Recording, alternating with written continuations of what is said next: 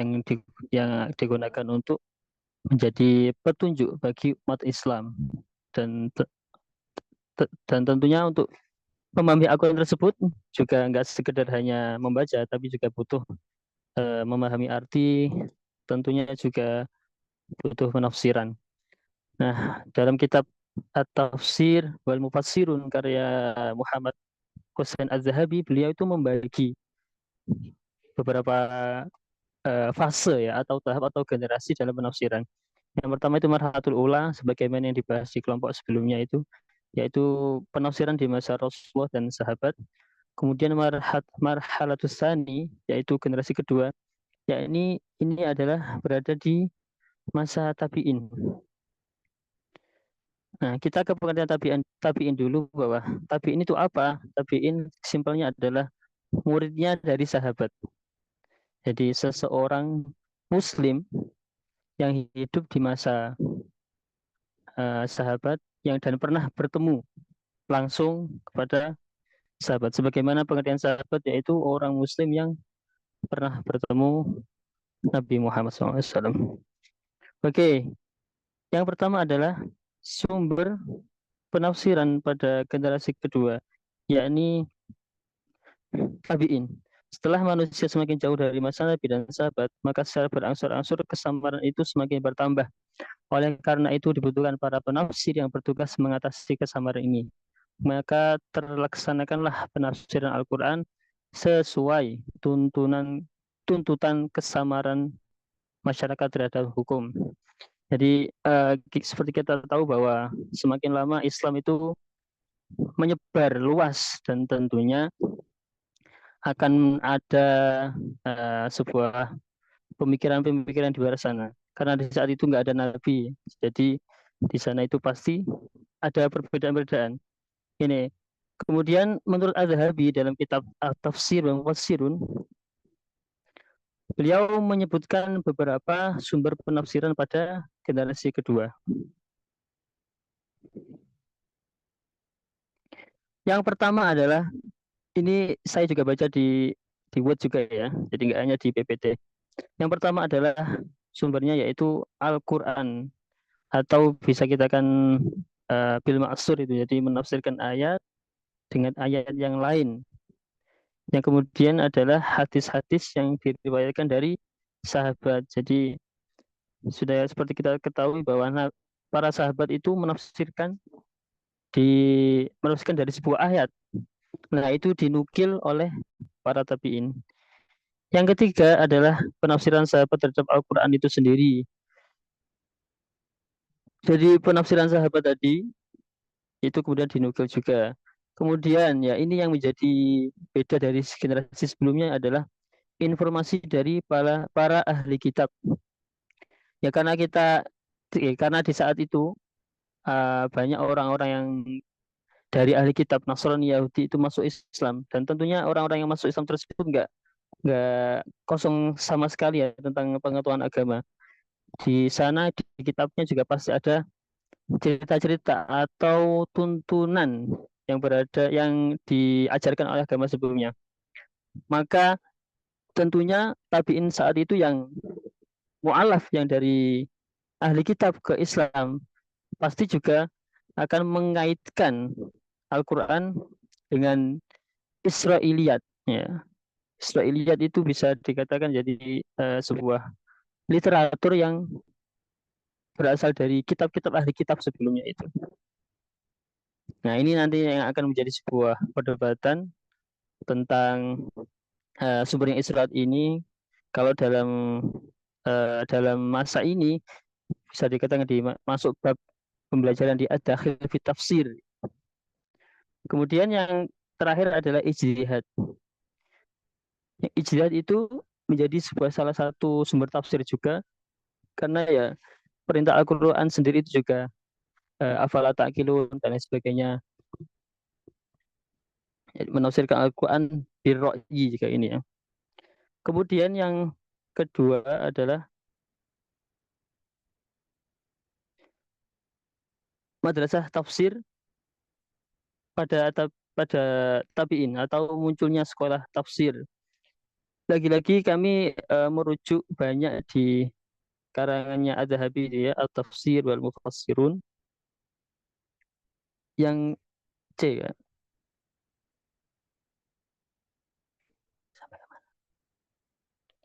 Oke. Jadi ada beberapa, Yang C jadi nanti dikata, Allah. Ustaz, oh ya, ganti sama satunya ya, Mas Ahmad Syarif ya. G, G. Oke, oke, berarti saya sudah cukup. Monggo. Langsung ini ya, moderator. Ya, boleh Kak langsung. Ya. Bismillahirrahmanirrahim. Assalamualaikum warahmatullahi wabarakatuh. Waalaikumsalam warahmatullahi wabarakatuh. Alhamdulillah, wassalatu wassalamu ala rasulillah, ma ba'du. Yang kami hormati dosen pengampu Tafsir Terbawi, Ustadz Nazir Albab, dan juga teman-teman mahasiswa STZI yang berbahagia. Jadi kami di sini diberikan tugas untuk mempresentasikan Tafsir Terbawi poin C dan poin D. Yang pertama yaitu poin C, madrasah tafsir pada masa tabi'in. Jadi madrasah, lembaga ataupun majelis-majelis yang berkembang terkait tafsir pada masa tabi'in. Jadi sebagaimana kita ketahui bersama teman-teman semuanya, setelah agama kita ini, agama Islam, menyebar begitu luasnya dari berbagai daerah, para sahabat juga banyak yang berdakwah ke berbagai negeri. Mereka berdakwah menyebarkan agama Islam, sehingga secara tidak langsung terbentuklah madrasah-madrasah atau majelis-majelis tafsir di daerah yang mereka dakwahi, seperti itu. Para sahabat juga pada saat itu memegang beberapa profesi, ada yang menjadi menteri, pejabat, dan lain semacamnya, sehingga mereka mudah untuk berdakwah. Nah, menurut sejarah, madrasah tafsir yang paling berkembang itu ada di 3 kota. Ya, ada di 3 kota. Yang pertama yaitu di kota Mekah, dan yang kedua adalah kota Madinah, dan yang ketiga di Irak. Seperti itu. Nah, untuk yang madrasah tafsir di kota Mekah, madrasah tafsir di kota Mekah ini pada awalnya dirintis oleh Abdullah bin Abbas radhiyallahu taala anhu, yang banyak dihadiri oleh para sahabatnya dari keluarga tabi'in. Jadi di kota Mekah itu sahabat Abdullah bin Abbas radhiyallahu an mengajarkan kepada muridnya, yang mana muridnya ini nanti disebut dengan istilah tabi'in, seperti itu. Jadi berkembanglah di kota Mekah ini dengan perintisnya yang didirikan oleh Abdullah bin Abbas radhiyallahu anha. Kemudian singkat saja ya teman-teman semuanya agar lebih cepat.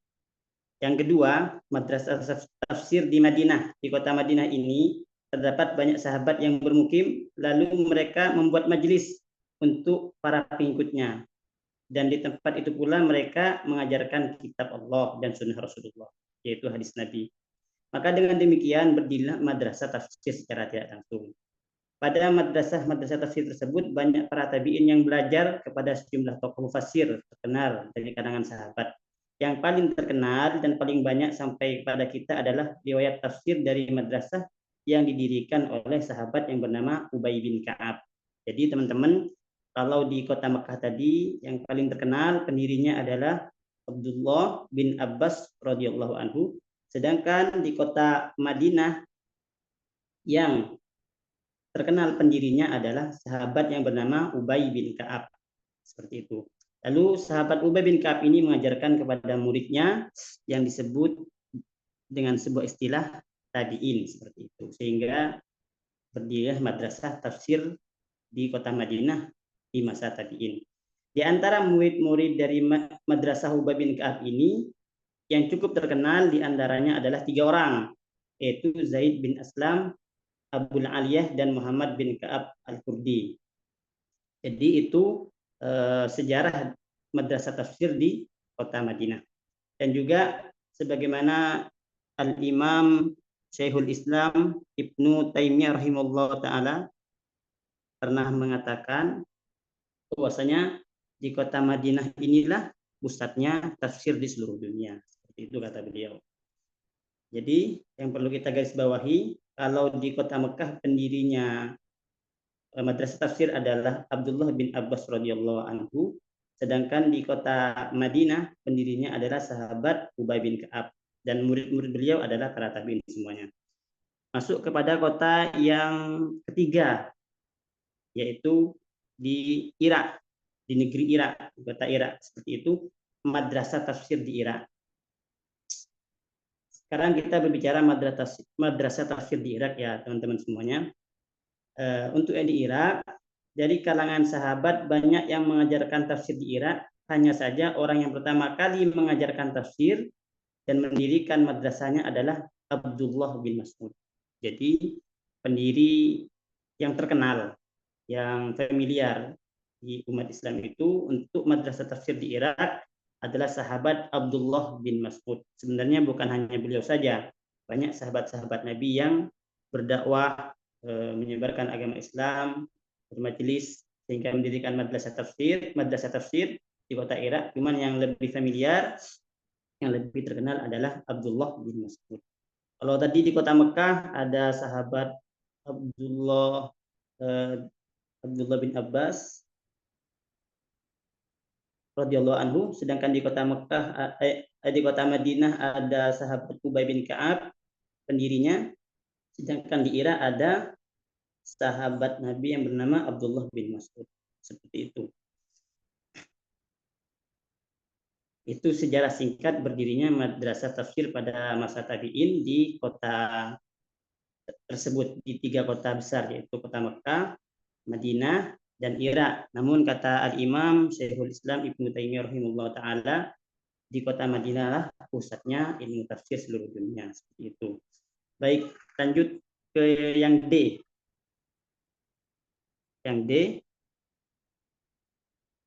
Yang D, keistimewaan dan kekurangan tafsir era tabi'in. Pandangan para ulama bermacam-macam terhadap tafsir bil ma'sur ini.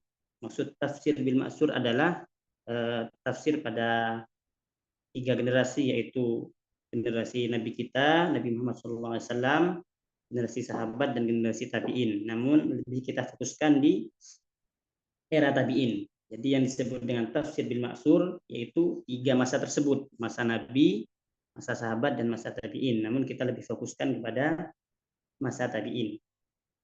Jadi biasa setiap zaman, setiap sesuatu pasti memiliki kelebihan dan kekurangan tersendiri. Begitu juga dengan tafsir di era tabi'in. Itu memiliki keistimewaan dan juga memiliki kekurangan-kekurangan. Itu hal lumrah di dalam kehidupan kita. Baik teman-teman, terkait keistimewaan yang ada di tafsir era tabi'in, kami bacakan di makalah ya teman-teman. Kalau di slide tidak ada. Ada 3 di sini disebutkan kelebihan tafsir era tabi'in. Yang pertama, dalam mengetengahkan penafsiran, para sahabat Nabi dan kaum tabi'in selalu disertai dengan isnad. Itu kelebihannya. Selalu disertai dengan sumber-sumber riwayatnya. Jadi biar valid para tabi'in itu ketika menafsirkan, mereka juga menyampaikan sumber-sumber riwayatnya. Ini dari sahabat ini sampai kepada Nabi Muhammad SAW. Dan diperbandingkan untuk memperoleh penafsiran yang paling kuat dan tepat. Jadi tentunya kelebihan yang pertama, tafsir di era tabi'in itu lebih valid ya, lebih sahih dan lebih sahih daripada tafsir setelah masa tabi'in. Seperti itu. Itu yang pertama, lebih tafsir di era tabi'in lebih riwayatnya lebih dekat dengan Nabi, lebih sahih dan sumbernya lebih baik, seperti itu. Adapun yang kedua, keistimewaan atau kelebihan tafsir di era tabi'in yaitu terdapat kesimpulan-kesimpulan tentang hukum dan diterangkan juga bentuk-bentuk i'rab. Jadi setelah penafsiran itu dijelaskan, ada kesimpulannya terkait hukum-hukum syariat dan juga diterangkan bentuk-bentuk i'rabnya. Jadi lebih detail seperti itu tafsir di era tabi'in. Kedudukan maksud i'rab adalah kedudukan kata-kata di dalam rangkaian kalimat yang menambah kejelasan makna dari ayat Al-Qur'an. Itu yang kedua, teman-teman. Adapun yang ketiga, kelebihan atau keistimewaan tafsir di era tabi'in adalah memaparkan ayat-ayat nasikh dan mansukh serta menjelaskan riwayat yang sahih dan yang dhaif. Jadi tafsir di era tabi'in itu dijelaskan ayat-ayat yang nasikh, ayat-ayat yang mansukh. Maksudnya ayat-ayat yang dihapus. Jadi kan ada ayat maksudnya dihapus itu maksudnya hukumnya itu sudah tidak berlaku lagi karena ada hukum yang baru seperti itu. Ada ayat nasikh, ada ayat mansuh. Nasikh itu yang menghapus, kalau tidak salah seperti itu, mansuh yang dihapus. Dan juga di sana dijelaskan riwayat yang sahih dan dhaif. Jadi tafsir di era tabi'in itu juga lebih detail, lebih jelas terkait dengan riwayat yang sahih maupun yang dhaif. Itu salah satu kelebihan atau keistimewaan yang terdapat tafsir yang terdapat di era tabi'in. Ada 3 yang kami jelaskan. Sebenarnya masih banyak, cuman karena mempersingkat waktu dan lain semacamnya kita sampaikan 3 di sini. Kemudian terkait kelemahan ataupun kekurangan tafsir di era tabi'in. Kami juga sampaikan 3 poin juga terkait kekurangan atau kelemahan tafsir di era tabi'in. Yang pertama yaitu terkait kekurangannya, banyak ditemukan riwayat-riwayat yang disisipkan oleh orang-orang Yahudi dan Persia dengan tujuan merusak Islam melalui informasi yang tidak dipertanggungjawabkan kebenarannya. Jadi kekurangan yang pertama itu orang-orang Yahudi dan juga orang-orang Persia, sebagaimana kita ketahui bersama, mereka semua adalah musuh kita, musuh umat Islam. Mereka menyisipkan berita-berita bohong agar tafsirnya itu tidak valid seperti itu, melalui informasi yang tidak dipertanggungjawabkan. Jadi mereka ikut campur agar agama kita ini rusak seperti itu. Orang Yahudi dan orang Persia, itu kelemahan yang pertama. Dan ini mungkin juga bisa sampai kepada era kita sampai saat ini, mereka tetap cawi-cawi seperti itu ya, atau ikut campur tentang hukum atau tafsir di agama Islam. Yang kedua, kekurangan atau kelemahan tafsir era tabi'in. Banyak ditemukan usaha-usaha penyusupan kepentingan yang dilakukan oleh aliran-aliran yang dianggap penyimpangan seperti kaum Syiah. Nah, kalau yang pertama tadi yang ikut campur terkait riwayat-riwayat itu adalah orang Yahudi dan orang Persia. Sedangkan yang kedua ini yang ikut campur karena memiliki kepentingan untuk berdakwah juga ya, yaitu orang-orang Syiah. Jadi orang-orang Syiah juga ikut campur merusak tafsir di era zaman tabi'in. Yang ketiga, terkait kekurangan dan kelemahan tafsir di era tabi'in yaitu tercampur aduknya riwayat-riwayat yang sahih dengan riwayat-riwayat yang hadis yang sanadnya lemah. Jadi ini kelemahan yang ketiga, riwayat-riwayat yang sahih dan juga riwayat-riwayat yang dhaif bercampur karena tentu ada orang yang ketiga ingin merusak agama kita. Mungkin itu yang dapat kami sampaikan, kurang lebihnya mohon maaf. Akhirul kalam. Assalamualaikum warahmatullahi wabarakatuh. Waalaikumsalam warahmatullahi Waalaikumsalam warahmatullahi wabarakatuh. Baik, terima kasih buat Kak Syarif dan Kak Amir yang sudah mengisi materi yang menjelaskan tentang penafsiran di masa tabi'in. Untuk teman-teman, apakah ada yang ingin bertanya? Boleh 3 pertanyaan. Masuk Ustazah, mohon maaf, saya ingin bertanya. Iya, boleh. Silahkan. Kalau saya baca di makalahnya itu ada bangsa Mawali, kalau nggak salah. Bangsa Mawali itu apa ya? Itu kan murid-muridnya Ibnu Abbas itu kan katanya. Itu bangsa apa itu? Mohon izin, mohon pencerahan Ustazah. Baik, Kak. Saya tampung dulu pertanyaannya. Untuk pertanyaan yang kedua dan ketiga, karena pesan dari dosen untuk pertanyaan kita lanjut di grup gitu, dikirim di grup Karena kebetulan dosen sekarang berhalangan hadir karena sedang sakit, mohon doanya dari semuanya. Jadi kita tampung dulu, nanti lebih jelasnya akan dosen jelaskan. Pertanyaan selanjutnya.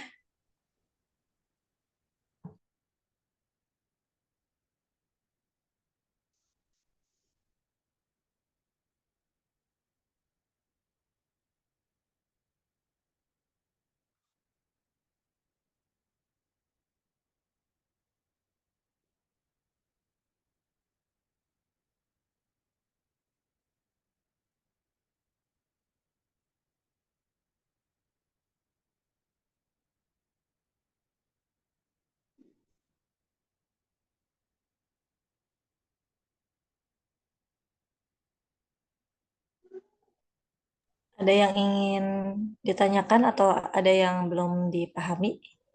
Insya Allah sesingkat mungkin akan dijawab dan lebih detailnya oleh dosen sendiri.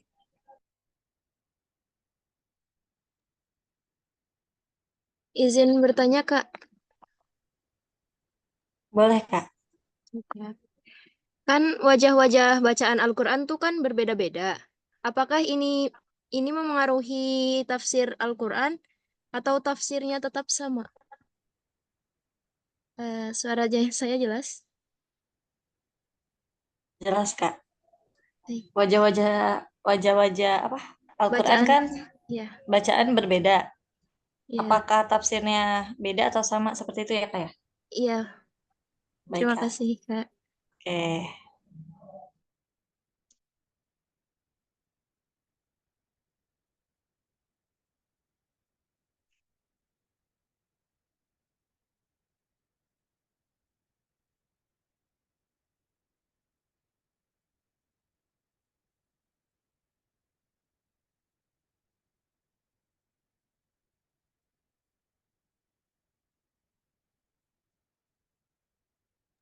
Satu lagi ada yang ingin bertanya?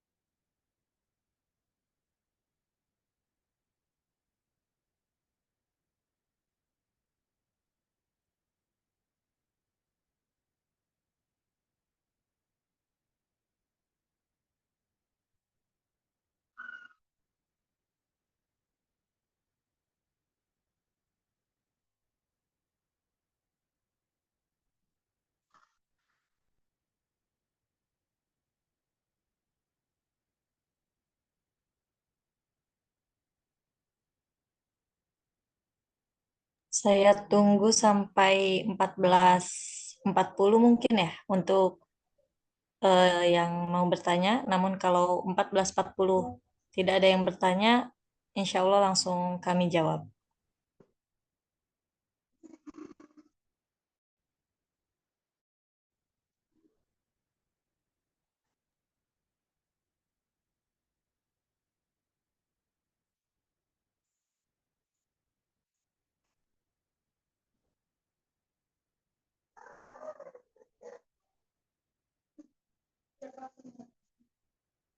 Hmm? Iya.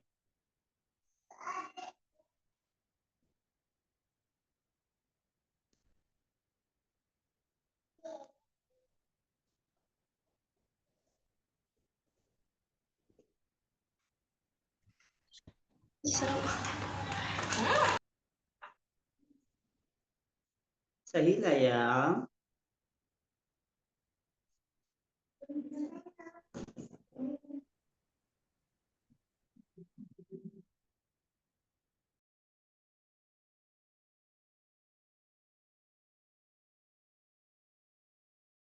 Bagaimana teman-teman? Apakah ada yang mau bertanya lagi?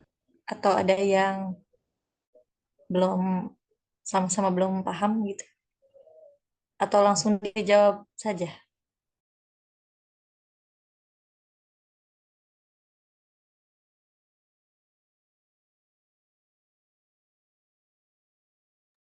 Itu Ustaz, Ya boleh Kak. generasi kedua itu maksudnya tabiin sahabat apa tabiin generasi kedua? Oh, maaf. Mohon maaf Kak, gimana generasi kedua itu apa? Di makalah itu di poin B itu adalah sumber penafsiran pada generasi kedua. Generasi kedua yang dimaksud itu tabiin atau sahabat atau tabiin periode kedua atau bagaimana Ustaz? Mohon maaf.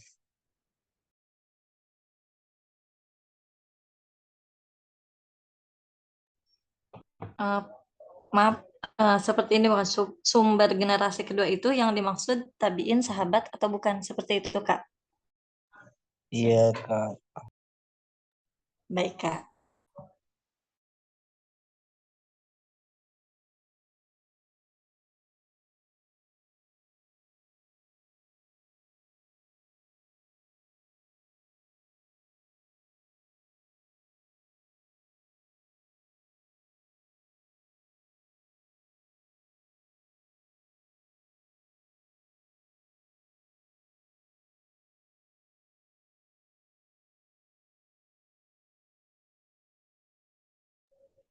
Baik, mungkin untuk pertanyaan pertama yaitu bangsa Mawali itu bangsa apa seperti itu ya Kak? Nah, mungkin akan dijelaskan oleh kelompok saya, Kak Syarif atau Kak Amir.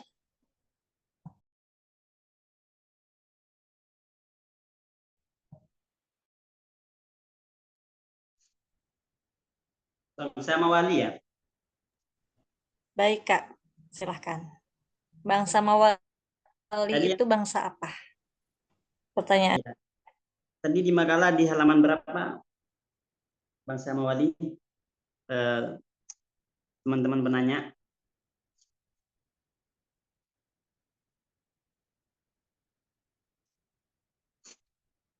Di makalah di halaman berapa terdapat kalimat bangsa Mawali maksudnya?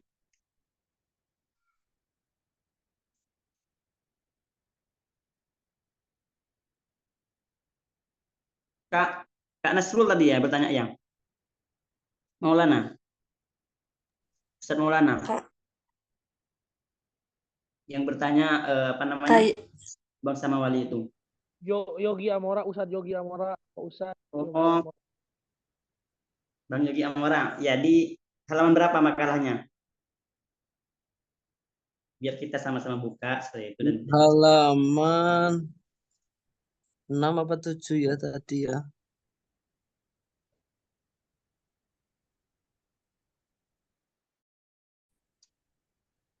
7. 7 Tad. halaman 7 ya. Baris berapa Kak? paragraf kedua Siap. Ustadz, di antara para sarjana. Ya, di antara para sarjana. Oke, siap. Jadi yang ditanyakan apa yang dimaksud dengan bangsa Mawali? Sepengetahuan kami, bangsa Mawali itu adalah maksudnya bangsa yang sebelumnya adalah Buddha. Jadi zaman Nabi itu kan ada Buddha. Kemudian Buddha tersebut masuk ke agama Islam seperti itu. Menjadi seorang mu'allaf yang sebelumnya non muslim. Sebagaimana sahabat Bilal bin Rabah itu kan sebelumnya Buddha. Lalu dia masuk ke dalam agama Islam melalui jasanya sahabat Abu Bakar Siddiq. Nah, seperti sahabat Bilal bin Rabah ini adalah bagian dari bangsa Mawali. Jadi sekali lagi kami sampaikan bangsa Mawali adalah bangsa yang mana dia sebelumnya adalah Buddha dan tidak beragama Islam lalu hijrah mu'allaf masuk ke dalam agama Islam, maka orang yang seperti ini, sahabat yang seperti ini disebut dengan bangsa Mawali. Jadi Mujahid, Ikrimah, Maula Ibnu Abbas, Taus bin Kaisan al-Yamani, dan Atha bin Abi Rabah ini, mereka semuanya adalah sebelumnya Buddha.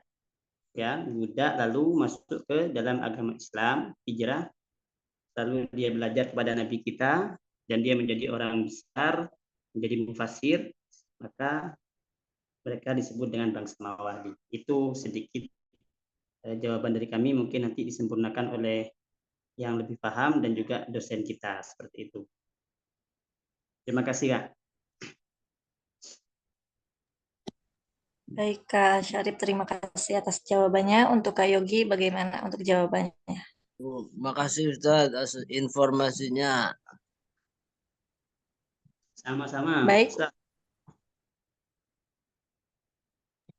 Baik, untuk pertanyaan yang kedua, yaitu wajah-wajah bacaan Al-Quran yang berbeda, apakah penafsirannya berbeda juga atau sama?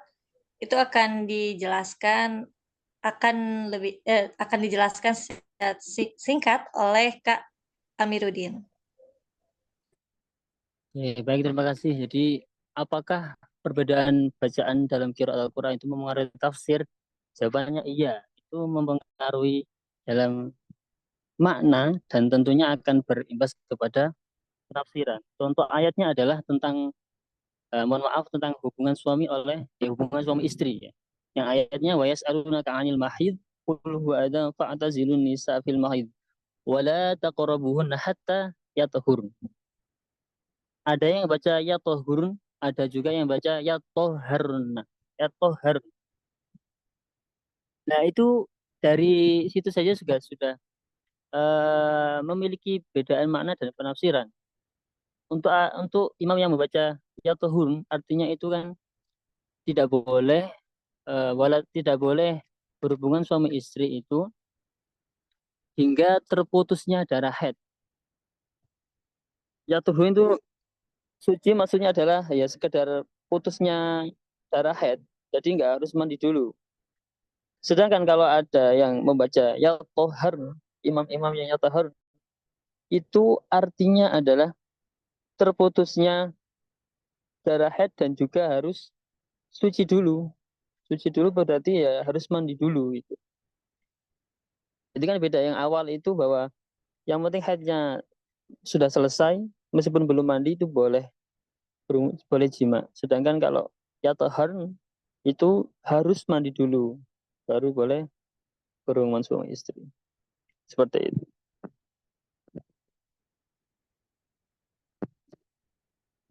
Dan tentunya banyak ayat yang lain juga.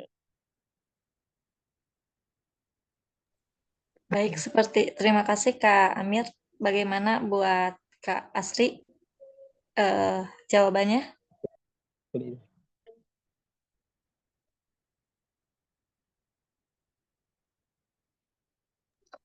Baik, terima kasih jawabannya. Jadi di dunia ini setiap mufasir menafsirkan ayat Al-Quran secara berbeda-beda tergantung wajah bacaan mana yang dia pakai begitu. Atau bagaimana? Ya, ya tentunya pasti ada perbedaan di situ ya berdasarkan bacaannya itu. Salah satunya juga berdasarkan imam qiraat mana yang dipakai. Oh, tergantung kepercayaan masing-masing seperti itu. Iya. Tapi itu tidak apa-apa gitu. Ya tidak apa-apa karena yang dijadikan landasan itu kan riwayat sahih ya. Kecuali kalau riwayatnya itu yang syad, kan ada qiraat mutawatir, Ya. ada yang qiraat ahad itu kan. Yang ahad ini nggak boleh. Jadi yang boleh itu harus landasannya harus sahih dulu.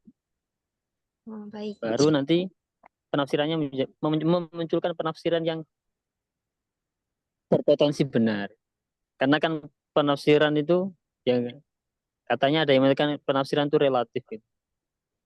Oh, baik, terima kasih.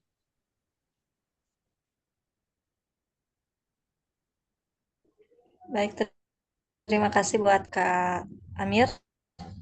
Dan juga yang bertanya yang terakhir yaitu pertanyaan sumber generasi kedua. Itu yang dimaksud generasi kedua itu tabiin atau sahabat.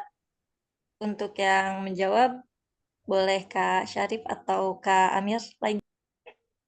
Saya boleh. Monggo, Ya, Kak boleh Amir. Kak. Amir Saya ya, Kak jawab Amir. ya. Jadi dalam ini istilah-istilah Marhatul Ulama Tusani itu kita temukan di kitabnya At-Tafsir dan Mufassirun karya Muhammad Husain Az-Zahabi. Jadi beliau itu membuat beberapa fase generasi ya untuk penafsiran. Yang marhatul ula, generasi pertama itu ya Nabi dan sahabat itu. Nah, kalau marhalatus sani, saniya itu ya tabi'in itu. Tapi kalau misalkan ada ulama lain yang mengatakan marhatus yang generasi ketiga itu, generasi kedua itu sahabat, ya bisa jadi. Tapi ini kan istilah yang dipakai, atau kan istilah atau metode yang dipakai oleh kitab At-Tafsir dan Mufassirun itu. Berarti hanya penamaan saja ya Ustadz. Ya, soal penamaan Ya, saja. istilah. Oke. Jadi tabiin jawabannya.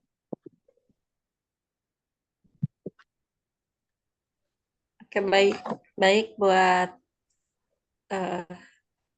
Kak Mir, Kak Syarif, terima kasih yang sudah memberikan jawabannya.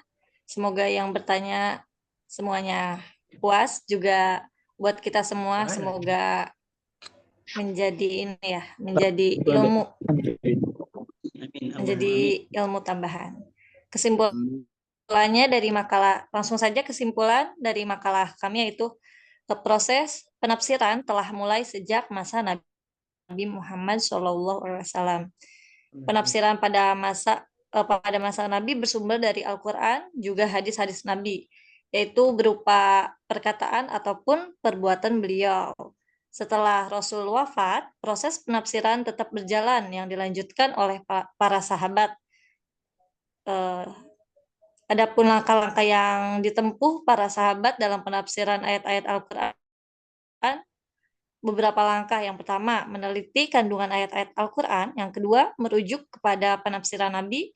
Yang ketiga, menggunakan ra'yu atau berijtihad. Dan yang terakhir yaitu ahlul kitab. Mungkin kesimpulannya seperti itu. Dan juga ini, sumber penafsiran yang digunakan para tabi'in dalam menafsirkan Al-Quran yaitu Al-Quran, hadis Nabi, asar sahabat, ahli kitab, dan yang terakhir yaitu ijtihad. Itu kesimpulan dari makalah yang kami buat.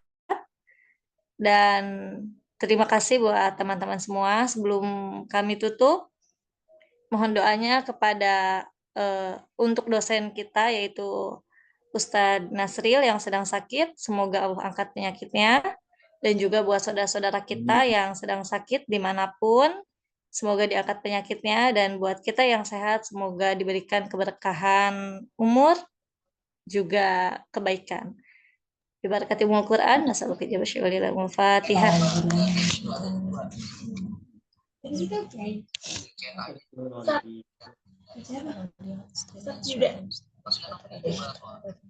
Baik, terima kasih untuk presentasi kelompok 4 kami cukupkan. Mari kita baca hamdalah bersama-sama. Alhamdulillah. Terima kasih teman-teman. Assalamualaikum warahmatullahi wabarakatuh. Waalaikumsalam warahmatullahi wabarakatuh. Waalaikumsalam warahmatullahi wabarakatuh. Terima kasih.